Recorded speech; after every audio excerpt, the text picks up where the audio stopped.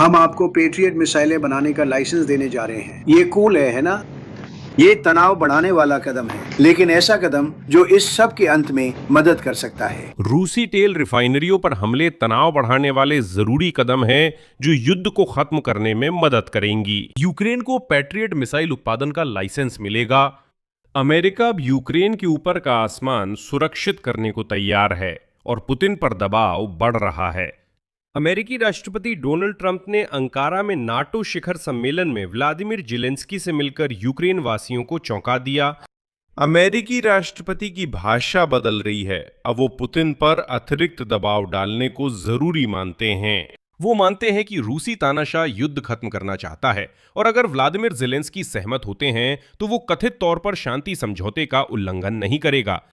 इसके अलावा Donald Trump ने अपने यूक्रेन दौरे की घोषणा की है, हालांकि अभी नहीं बल्कि थोड़े समय बाद। साथ ही उन्होंने ये भी पूछा कि क्या जेलेंस्की आखिरकार पुतिन से मिलने के लिए मॉस्को जाने के लिए तैयार होंगे, और उन्होंने ये भी जोड़ा कि वो पुतिन को थोड़ी देर बाद फोन करेंगे ताकि वे सभी शर्तें बता सकें जो जेलेंस्की ने रखी हैं। ये सब बंद दरवाजों के पीछे तय हुआ। Зеленский на закрытой части. और इसी सिलसिले में पश्चिमी मीडिया लिख रहा है कि यूक्रेन ने चुपचाप डोनाल्ड ट्रंप के 28 बिंदुओं वाले शांति प्रस्ताव को ठुकरा दिया और अपनी खुद की रणनीति बनाई जो सफल रही और अब डोनाल्ड ट्रंप को बहुत पसंद आ रही है।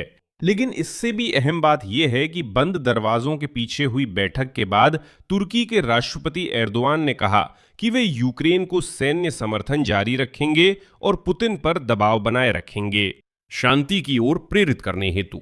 आइए इस एपिसोड में डोनाल्ड ट्रंप और व्लादिमीर जेलेंस्की की अंकारा में नाटो शिखर सम्मेलन के दौरान हुई मुलाकात और उसके संभावित प्रभावों पर चर्चा करें। मेरा नाम अलेक्सेई पेचिए है। आइए इस विषय पर मिलकर चर्चा करें, लेकिन शुरू करने से पहले आपसे अनुरोध है कि चैनल को सब्सक्राइब करें, इस एपिसोड को लाइक करें और इस वीडियो के नीचे कोई भी कमेंट लिखें। इसके लिए मैं आपका बहुत आभारी रहूंगा। मुझे लगा राष्ट्रपति जेलेंस्की से मिलने का ये अच्छा समय है। देखते हैं हम क्या कर सकते हैं। लेकिन अब हमारे बीच अच्छा रिश्ता है, यकीन करना मुश्किल है ना? ओवल ऑफिस से अब तक मुझे लगता है हमने अच्छा रिश्ता बनाया है। और ये अंत नहीं है। नहीं, ये नहीं है, ये शायद शुरुआत होने वाली है। हाँ, ये तो बस शुरुआत है। तो आज 8 जुलाई को अंकारा में डोनाल्ड ट्रंप और व्लादिमीर जेलेंस्की की बहुप्रतीक्षित मुलाकात हुई, जिसमें खुली प्रेस कॉन्फ्रेंस और एक बंद हिस्सा शामिल था। अगर बहुत संक्षेप में कहें तो दोनों नेताओं की मुलाकात नाटो में राष्ट्राध्यक्षों और सरकारों के प्रमुखों के स्तर पर उत्तरी अटलांटिक परिषद की बैठक के बाद हो रही है, यानी जब गठबंधन के सभी सदस्यों की स्थिति पूरी तरह से स्पष्ट है। उदाहरण के लिए नाटो देशों के नेताओं के अंतिम बयान में रूस को यूरो अटलांटिक सुरक्षा और स्थिरता के लिए दीर्घकालिक खतरा बताया गया है। खतरों को रोकने के लिए गठबंधन देशों ने 50 अरब डॉलर से अधिक की नई रक्षा खरीद की घोषणा की है। साथ ही सामूहिक उत्पादन क्षमताओं का विस्तार करने और सैन्य औद्योगिक क्षेत्र में नवाचारों को तेज करने का भी संकल्प लिया है। ध्यान देने योग्य है कि इसमें संयुक्त राज्य अमेरिका शामिल नहीं होगा। इसके अलावा 2026 में सहयोगी देश, जिनमें मैं फिर से जोर देता हूं ये यूरोपीय देश और कनाडा हैं, फिर से बिना अमेरिका के यूक्रेन के लिए सैन्य उपकरण, सहायता और प्रशिक्षण के लिए 70 अरब यूरो देने का वादा करते हैं। ये एक और अतिरिक्त पैकेज है। इसके अलावा गठबंधन के सदस्यों ने 2027 में भी इसी तरह के समर्थन स्तर को बनाए रखने की अपनी तत्परता की पुष्टि की है। कुल मिलाकर डोनाल्ड ट्रंप को छोड़कर सभी ने यूक्रेन की मदद में पूरी तरह से भाग लिया है। तो ट्रंप के पास बस अपनी भूमिका निभाने का ही विकल्प है, शांति दूत, मध्यस्थ की, क्योंकि अब वो किसी भी तरह से अपने सहयोगियों की रूस के खिलाफ की जा रही कार्रवाइयों पर असर नहीं डाल सकते। मतलब ट्रंप भले ही वो बहुत सख्त क्यों ना हो, अब किसी भी तरह से अपने सहयोगियों के रूस के खिलाफ किए जा रहे कदमों पर असर नहीं डाल सकते। यानी ट्रंप चाहे वो अभी पुतिन का कितना भी साथ देना चाहें या कोई दबाव बनाना चाहें, उनके पास कोई विकल्प नहीं है। अब वो काम नहीं करता, क्योंकि कनाडा अब अमेरिका से अलग अपनी पूरी तरह से स्वतंत्र रक्षा रणनीति अपना रहा है। अगर आपने मिस किया हो तो कल हमने चर्चा की थी कि वहां पहले लंबी दूरी की रडार निगरानी वाले विमान भी नाटो के थे। अब अमेरिकी मनाकर स्वीडिश विमान ऑर्डर कर रहे हैं।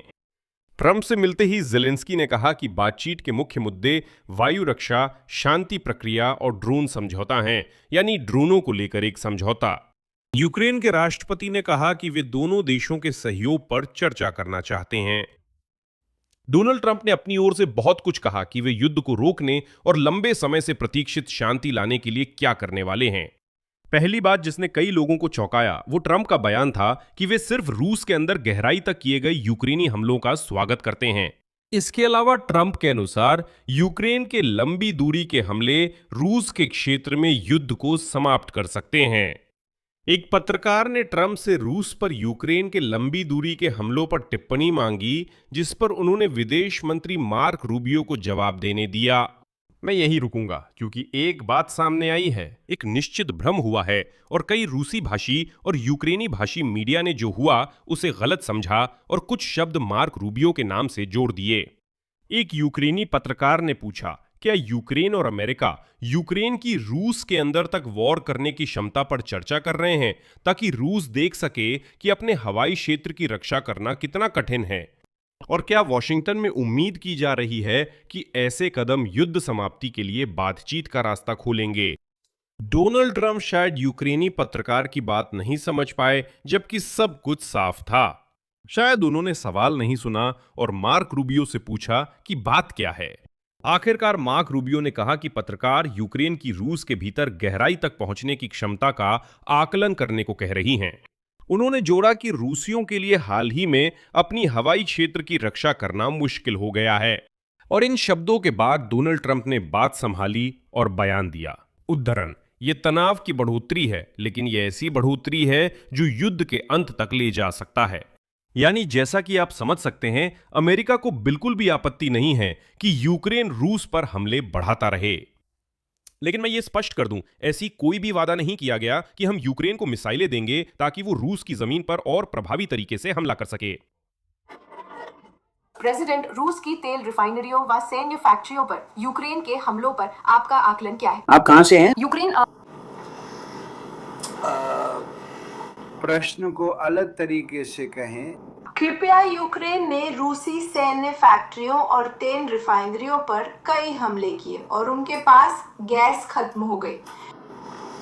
मार्को, आप जवाब क्यों नहीं देते? आप तो इस सब के बीच में हैं। हाँ, नहीं। मुझे लगता है आप यूक्रेन की रूस में गहराई तक पहुंचने की क्षमता की बात कर रहे हैं और हमले करना। मेरा मानना है कि हाल के महीनों में इस युद्ध में ऐसा बदलाव आया है कि अब रूसियों के लिए अपनी हवाई क्षेत्र की रक्षा और मुश्किल हो गई है, और हमें उम्मीद है कि इसका मतलब यह है कि अब यह इस युद्ध को समाप्त करने के लिए बातचीत की गुंजाइश पैदा करेगा। ये एक बढ़ोतरी है, लेकिन ये ऐसी बढ़ोतरी भी है जो अंत की ओर ले जाने में मदद कर सकती है। यूक्रेन की सेना थी एक। अभी इसी समय खबरें आई थीं कि यूक्रेनी सेना ने रूस के कई क्षेत्रों में तेल और सैन्य ठिकानों पर हमला किया। उन्होंने सारातोव तेल फैक्ट्री पर हमला किया, रोसनेफ्टी, क्रास्नोदार कंप्रेसर स्टेशन, बोरिसोग्लेब्स्क में सैन्य हवाई अड्डा जो वोरोनिश से 230 किलोमीटर दूर है, साथ ही तगानरोग के पास 2 तेल टैंकर और निजनी काम्स्क में एक तेल और रासायनिक संयंत्र। मैं जोर देता हूं, ये सब एक ही रात में हुआ। यूक्रेन की सशस्त्र सेनाओं ने जोड़ा कि पिछले 2 दिनों में उन्होंने पहले ही 19 टैंकरों पर हमला किया है जो क्रीमिया तक ईंधन पहुंचाने की कोशिश कर रहे थे। इसलिए रूसियों ने पहले ही पानी के टैंकर और दूध के टैंकरों का इस्तेमाल करना शुरू कर दिया है ताकि किसी तरह प्रायद्वीप में पेट्रोल की आपूर्ति को छुपाया जा सके। लेकिन यहां एक वाजिब सवाल है, लेकिन रूस भी हमले जारी रखे हुए है और इन हमलों के खिलाफ, खासकर बैलिस्टिक मिसाइलों के खिलाफ, कोई सुरक्षा नहीं है। पेट्रियट मिसाइलों की कमी से यूक्रेनी सेना को हवाई हमलों को नाकाम करने की रणनीति बदलनी पड़ रही है। विशेषज्ञ पहले ही कह चुके हैं कि पैट्रियट को स्वचालित से मैनुअल संचालन में बदल दिया गया है। इसका मतलब है कि पैट्रियट अब स्वचालित रूप से लक्ष्य का पता लगाकर उस पर 2 मिसाइलें दागने के बजाय मैनुअल रूप से संचालित किया जा रहा है। यही तरीका है जिससे पैट्रियट काम करता है, यही तरीका है जिससे पैट्रियट्स काम करते हैं। मैनुअल मोड में जब सैन्यकर्मी खुद लक्ष्य खोजते हैं और पैसे बचाने के लिए 2 नहीं बल्कि केवल 1 मिसाइल दागते हैं। हमले को रोकने की क्षमता में कमी का मुख्य कारण पैट्रियट के लिए मिसाइलों की भारी कमी है। यहां ट्रंप ने भी ईरान के साथ अपनी जंग फिर से शुरू कर दी है और यह साफ है कि यह सब वहीं और अभी हो रहा है। पेट्रियट वायु रक्षा प्रणाली का ऑपरेटर तय करता है कि किन लक्ष्यों पर और किस क्रम में हमला करना है। इसी के अनुसार यूक्रेनी सैन्य बलों को हवाई लक्ष्यों के मूल्य का आकलन करने के लिए मजबूर होना पड़ता है ताकि वे कमी वाले और महंगे मिसाइलों को सस्ते रूसी ड्रोन पर खर्च ना करें और केवल कीमती और खतरनाक लक्ष्यों को ही मारें।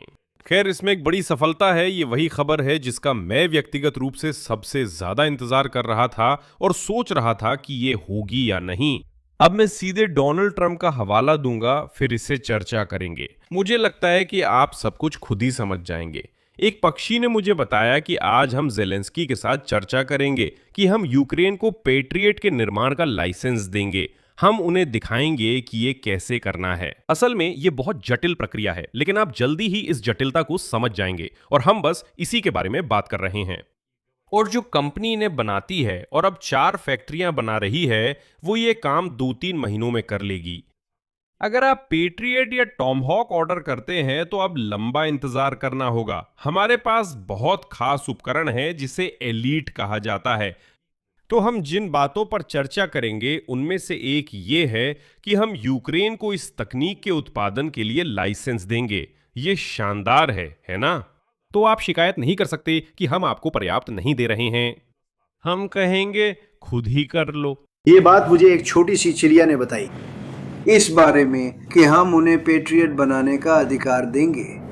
हम उन्हें दिखाएंगे कि ये कैसे करना है। ये वास्तव में बहुत जटिल है, लेकिन आप जानते हैं सभी कंपनियां जल्दी ही इस जटिलता को समझ लेंगी और हम इसी के बारे में बात कर रहे हैं। और जो कंपनी इन्हें बनाती है वो अब 4 प्लांट बना रही है। हमारी सभी कंपनियां 2-3 महीने में ये कर सकती हैं अगर आप पैट्रियट खरीदें। अब लंबा इंतजार करना पड़ता है। टॉमहॉक के साथ हमारे पास बहुत सा खास उपकरण है, लेकिन जिसे वे एलीट उपकरण कहते हैं और आपको युद्ध के लिए जरूरी नहीं कि एलीट उपकरण ही चाहिए हो। लेकिन हम जिन चीजों के बारे में बात करने जा रहे हैं उनमें से एक ये है कि हम आपको पैट्रियट बनाने का लाइसेंस देने जा रहे हैं। ये काफी अच्छा है ना? इस तरह आप ये शिकायत नहीं कर सकते कि हम उन्हें पर्याप्त नहीं दे रहे हैं। मैं कहूँगा बनाओ खुद।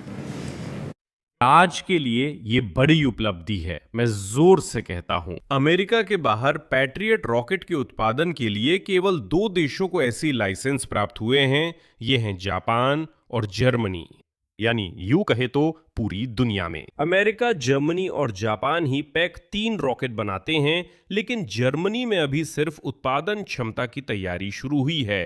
अमेरिका ने यूक्रेन में पैक 3 रॉकेट का उत्पादन जल्दी शुरू करने में मदद का वादा किया है, जो बैलिस्टिक रॉकेट से सुरक्षा देते हैं। रूसी और यह बताना भी जरूरी है कि यूक्रेनी प्रतिनिधिमंडल जून की शुरुआत में J7 शिखर सम्मेलन में मौजूद था। इसके अलावा ट्रंप ने एक ऐसा बयान दिया जिसने सबको चौंका दिया। डोनाल्ड ट्रंप ने माना कि वो यूक्रेन के ऊपर आसमान में एक जोन घोषित कर सकते हैं। ट्रंप ने ज़ेलेंस्की के साथ प्रेस कॉन्फ्रेंस में पत्रकार के सवाल पर यह कहा, अगर ये उचित होगा और संघर्ष को समाप्त करने में मदद करेगा तो वो यूक्रेन के ऊपर नो फ्लाई जोन बनाने का फैसला ले सकते हैं। यहां स्थिति अस्पष्ट है। मुझे लगता है थोड़ी देर बाद और स्पष्टीकरण मिलेंगे, क्योंकि ट्रंप ने आगे उम्मीद जताई कि ऐसा करने की जरूरत नहीं पड़ेगी और शांति समझौता इसके बिना ही हो जाएगा। ट्रंप ने कहा कि युद्ध खत्म होने पर यूक्रेन को अमेरिका से दोबारा हमले की स्थिति में सभी जरूरी सुरक्षा गारंटी मिलेंगी। इसका क्या मतलब है? यह भी हो सकता है कि सुरक्षा गारंटी के तहत अमेरिका रूस के भविष्य के हमलों से यूक्रेन के आसमान की रक्षा की पूरी जिम्मेदारी ले ले, यानी अभी नहीं बल्कि केवल युद्ध खत्म होने के बाद और सुरक्षा गारंटी के तहत। लेकिन दूसरी तरफ डोनाल्ड ट्रंप की बयानबाजी पर ध्यान दीजिए, जिसमें वो कहते हैं कि अगर इससे संघर्ष खत्म करने में मदद मिलती है तो वो इस नो फ्लाई जोन की घोषणा करने के लिए तैयार हैं। इसका मतलब है यूक्रेन के हवाई क्षेत्र को बंद करना। यही वो चीज है जो यूक्रेन ने पूर्ण पैमाने की जंग की शुरुआत से ही मांगी थी, और यहां अभी तक पूरी तरह से साफ नहीं है कि वो असल में किस हद तक जाने को तैयार हैं, लेकिन फिर भी उनकी बयानबाजी अच्छी लग रही है। यानी कम से कम ये कोई साफ साफ इनकार तो नहीं है। ट्रंप और ज़ेलेंस्की ने शांति पहलों पर भी चर्चा की और ट्रंप के मुताबिक युद्ध समाप्ति के लिए शांति समझौते पर काम जारी है, लेकिन यह प्रक्रिया आसान नहीं है। अमेरिकी राष्ट्रपति ने यूक्रेन युद्ध की तुलना पार्क में 2 लोगों की लड़ाई से करते हुए कहा, कभी कभी उन्हें लड़ने देना चाहिए। लेकिन ट्रंप यहां एक अहम बात बताना भूल गए, जिसे आज पश्चिमी मीडिया याद दिला रहा है। और ट्रंप का पसंदीदा अखबार न्यूयॉर्क पोस्ट आज तो बिल्कुल बेधड़क लिख रहा है, जेलेंस्की ने अमेरिका की शांति योजना ठुकराई और ट्रंप को रूस संग युद्ध खत्म करने का नया तरीका सुझाया। यहां आगे बढ़कर कहूं तो असल में जब ट्रंप ने कहा कि यह पार्क में दो लोगों की लड़ाई है, बस उन्हें लड़ने देना चाहिए, तो वो थोड़ा समझ नहीं पाए कि हां, उन्होंने लड़ने का मौका दिया, लेकिन आखिरकार यूक्रेन ने खेल के नियम पूरी तरह बदल दिए। जैसा कि न्यूयॉर्क पोस्ट ने लिखा है, यूक्रेन ने रूस के साथ युद्ध समाप्त करने के 28 बिंदुओं वाले योजना के मसौदे से पूरी तरह किनारा कर लिया है और अब जंग के मैदान पर बदली हुई परिस्थितियों को देखते हुए वो ज्यादा फायदेमंद समझौते की कोशिश कर रहा है। अगर आप भूल गए हों तो बता दूं कि ये वही 28 बिंदुओं वाला शांति प्रस्ताव है जिसे डोनाल्ड ट्रंप ने पुतिन से अलास्का में चर्चा के बाद आगे बढ़ाया था। मुझे लगता है अब इस योजना को बहुत कम लोग याद करते हैं। पिछले साल पतझड़ में हमने 28 बिंदुओं की शांति योजना पर चर्चा की थी, याद है? तो न्यूयॉर्क पोस्ट मानता है कि यूक्रेन ने इस योजना को पूरी तरह से खारिज कर दिया और खेल को पूरी तरह पलट दिया। अब न्यूयॉर्क पोस्ट क्या लिखता है? उद्धरण: तीन पक्षीय वार्ताओं की अनुपस्थिति और यूक्रेन की युद्ध भूमि पर मजबूत स्थिति से अमेरिका में यूक्रेन की राजदूत ओल्गा स्टेफानिशिना के अनुसार युद्ध समाप्ति पर रचनात्मक सोच का आधार मिलता है। यूक्रेनी अधिकारी ट्रंप की पुतिन से असंतुष्टि को क्रेमलिन पर दबाव डालने का अवसर मानते हैं ताकि वो युद्ध खत्म करे। एक सूत्र ने बताया कि अब ध्यान नई दबाव रणनीतियों पर केंद्रित है ताकि मॉस्को को अपनी स्थिति पर पुनर्विचार के लिए मजबूर किया जा सके। नाटो शिखर सम्मेलन के दौरान यूरोपीय राजनयिक मानते हैं कि लगभग एक महीने पहले G7 शिखर सम्मेलन में यूरोपीय नेताओं ने ट्रंप से कहा था कि वे यूक्रेन को रणनीतिक संपत्ति समझें, न कि बोझ। और अब प्रकाशन ये भी बताता है कि युद्ध समाप्त करने के अलावा जेलेंस्की ने आज ट्रंप को यह भी समझाने की कोशिश की कि यूक्रेन नाटो की दीर्घकालिक सुरक्षा के लिए अपरिहार्य बन गया है। और यह रहा आपका पहला परिणाम। डोनाल्ड ट्रंप ने आज घोषणा की कि संयुक्त राज्य अमेरिका यूक्रेनी ड्रोन खरीदेगा। आगे उद्धरण: हम उनके यूक्रेनी ड्रोन खरीदेंगे। हम ड्रोन बनाते हैं, हम शानदार ड्रोन बनाते हैं, लेकिन उनके पास इन्हें बड़ी मात्रा में बनाने की क्षमता है। अंत में ट्रंप ने माना कि यूक्रेन के पास बेहतरीन ड्रोन्स हैं और अमेरिका अपनी सेना के लिए उन्हें खरीदेगा। इसके अलावा ट्रंप ने जेलेंस्की को अचानक करीब करीब सबसे अच्छा साझेदार बताया। एक और उद्धरण: मुझे लगता है राष्ट्रपति जेलेंस्की से मिलने का यह बढ़िया मौका है। हमारे अच्छे संबंध है, यकीन करना मुश्किल है ना? ओवल ऑफिस के समय से ही हमारे अच्छे संबंध बन गए हैं और ये तो बस शुरुआत है। इस देश यूक्रेन का भविष्य बहुत उज्जवल है। इतनी सुंदर धरती, इतने बेहतरीन संसाधन और इतने अच्छे लोग। सच कहूं तो इसके बाद ट्रंप ने जोड़ा, हमारे इस देश में थोड़ी सी दिलचस्पी है, जानते हैं, क्योंकि हमारे पास इस देश में जमीन है जहां खनिज हैं।